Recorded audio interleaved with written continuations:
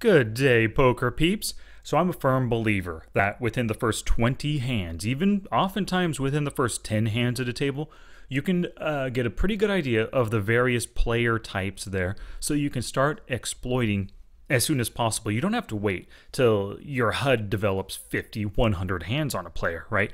As soon as you understand their player type, you can start using exploits that you know work generally against that type of player. If someone's a fish, exploit your random fish or use your random fish exploits against that player. Someone's tight aggressive, use those exploits, right? So we're taking a look around the table here. And the very first thing you can see, I'm this player, seat 2 up here, haven't been dealt a hand yet, and I can already see a few indications of some fishy players. We have a $9.50, well, this is 25 NL, right? So $10 stack is 40 big blinds. We have 2 players here at less than 40 big blinds. Most likely, seats 3 and 8 are fish right now.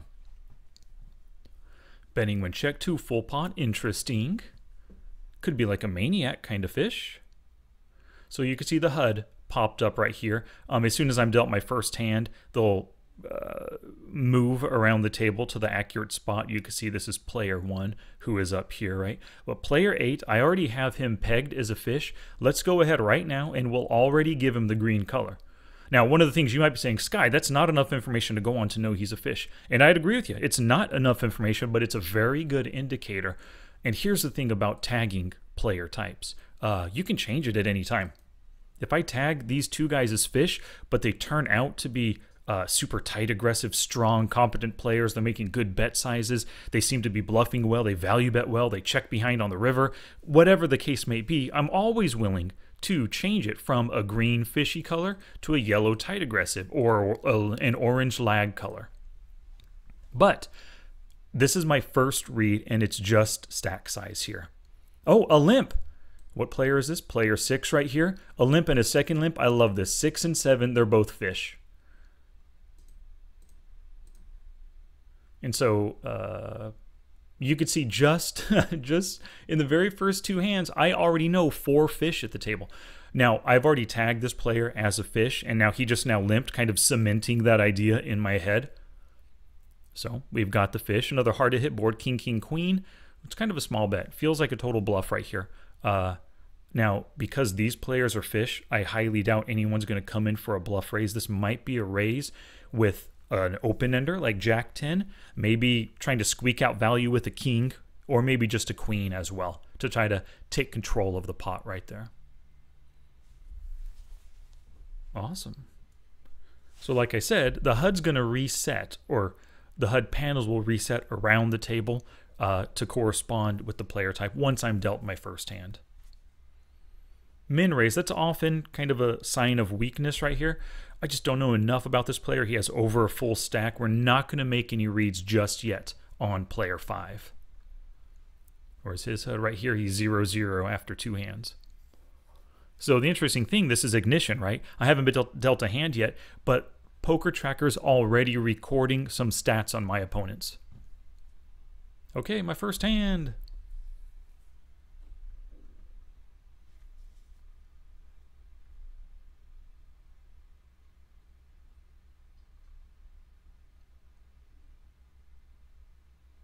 Min raise again. Oh, now a limp?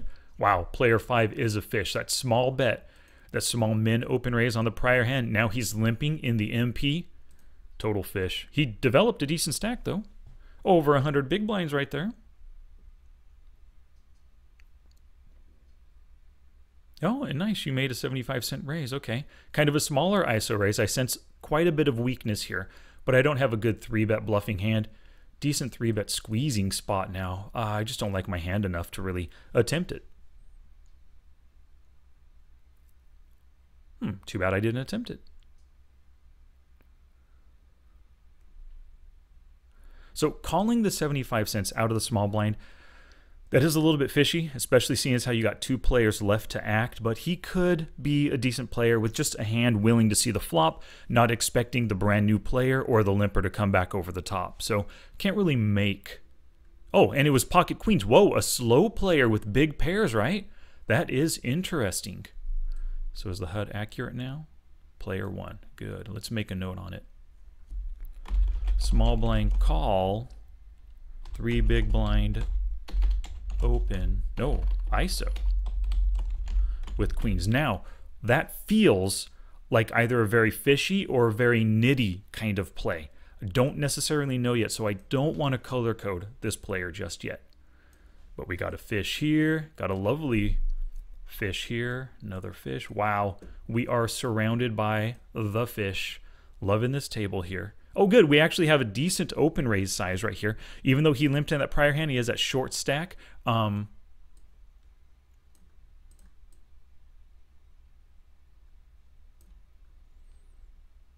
He might not actually be a fish. We'll have to wait and see a few hands here.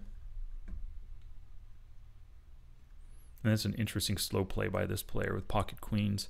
Generally, that's a hand to 3-bet. You don't want to call. I could have easily called, and he called. Now he's out of position 4-way with pocket queens. Better off 3-betting, ISO raising, even though he's got a short stack, isolating this player, and going heads up to the King 10-2 pair.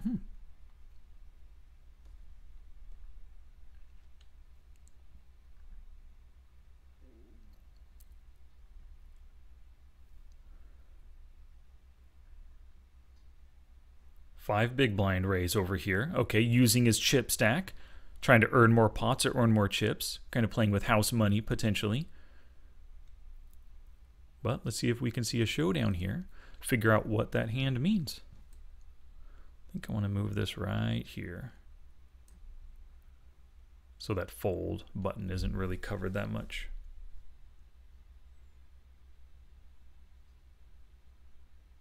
Now, if he calls, I was just going to say, if he calls 5 big blinds in the small blind, this is cementing his fishiness in my eyes. This player to my direct left, number 3, is a fish, and I'm absolutely loving it. He's got 60 big blinds right here.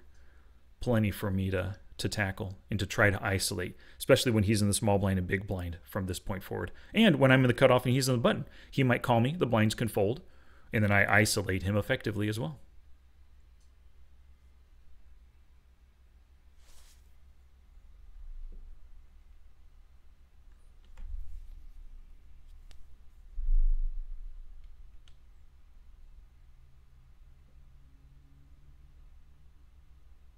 Is this, I didn't notice if this is a new player 8. The other player 8 lost his whole stack to this player.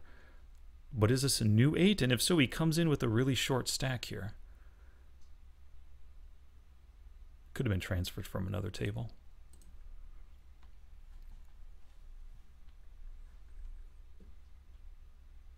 Nice. Got 1 fish on the line. Wouldn't mind a second call. Sweet. Hard to hit board right here. I am going to bet the half pot. We're going to go it a little bit bigger. So a full 5 big blinds, just to put a little more emphasis that I have something. I have an overpair, pocket 8s, 9s or something that I'm, betting for value here. Nice. Now I love seeing stats like this develop. Folding to c-bet, decent size or a decent amount. This might only be 1 out of 1. Yeah. But that really is what you want. Players who call too much pre-flop, V-pipping 43, 43, calling 100, calling 100% up here. Wow. But then folding a ton, you want those players at your table. No, it's the same player 8. His HUD returned. We've got 6 hands on him. Ooh. I was thinking about 3-bet bluffing this player right here. But when he came in for that tiny 3-bet, I don't think he has a good hand. I think he just wants to take control of the hand. Check, but he's going to bet to bluff.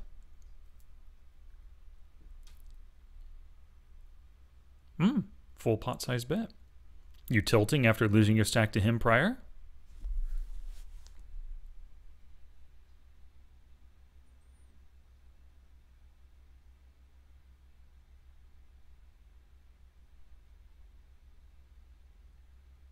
You decrease it to half pot. Wonder what he had. We can always take a look at that. Let's tag that in the future. What's he got? Because on Ignition, 24 hours later, you can download the hands and I can see actually what player 8 had. When he bet full or 3-bet pre-flop, full bet on the pot, and then half pot on the turn. Feels like with that small pre-flop 3-bet and the small turn barrel, he didn't like his hand. He was bluffing.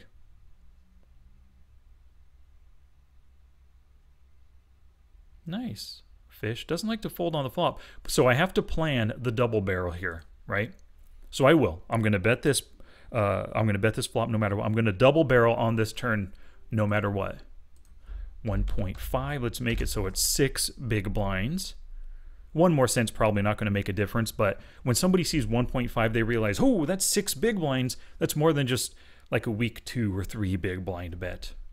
Or even if someone just clicks half pot exactly. It's like I kind of purposely hit that little plus button to go up to 6 big blinds. Nice. So 9 hands, he's an 11-0, calls 25%, 1 out of 4. Raise first in 0 out of 4 opportunities. Seems like a tight player. 9 hands hasn't played a single one here. Seems like a tight player. 9 hands, 0. I mean, unless we see some activity out of these guys at some point, I'm going to classify all these guys, at least for now. Look at that. Like I said earlier, he's the guy who called with queens instead of re-raising. Total nit. So you can see I've only played, this was my 7th hand at the table. Only played 7 hands. I have a couple extra hands because I was sitting down before I got dealt first. So we've seen 10. This is the 11th hand on everybody, and I've already classified all of my opponents, basically just based on actions and stack sizes, right? Like, you do not need HUD stats to know who your opponents are.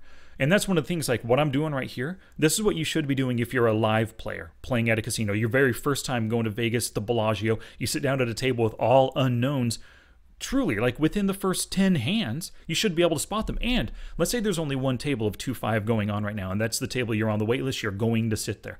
Just stand, watch the game for a little bit with the idea that you're going to learn what types of players these are just by watching them right there. So if it's going to be 20 minutes before you actually get a seat, stand there, watch, whip out your smartphone, Evernote. Oh, interesting. Half pot exactly. A guy who does a lot of betting. He didn't bet full pot, but I think this feels like a flush draw. Jack 10, pair plus gut shot. Feels like he likes his hand right here. So I am just going to fold. I am not going to battle with this player and with this call on the super wet board. I'm not a big fan of really any turn cards or anything. King's not bad. A jack is pretty decent, but I really think if I call this, I'm going to be facing more bets. So I'm just going to fold this one and watch what happens right here.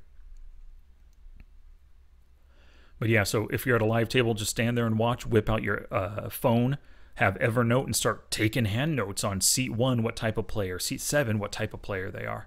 So when you see it, you're already going to have a leg up on your opponents. Oh, pretty good bet. Feels like he hit a straight. He upped it from half pot, so I guess he's got a 9. Maybe he slow played and called preflop with ace king as well.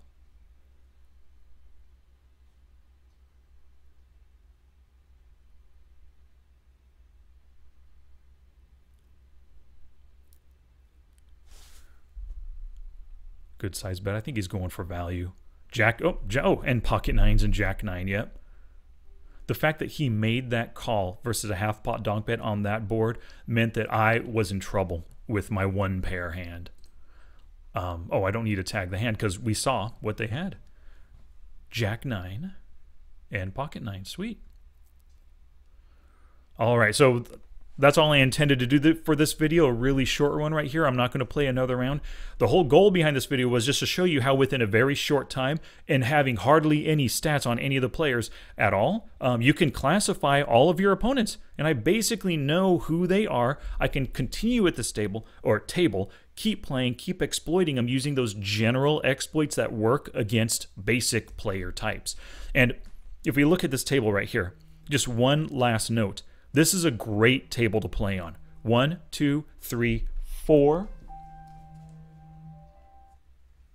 4 fish at the table, right? 1, 2, 3 tags right here. Or I'm sorry, not tags, nitty player. Wait a second. 1, 2, 3, 4, 5 fish and 3 nits. And then myself, a loose aggressive player.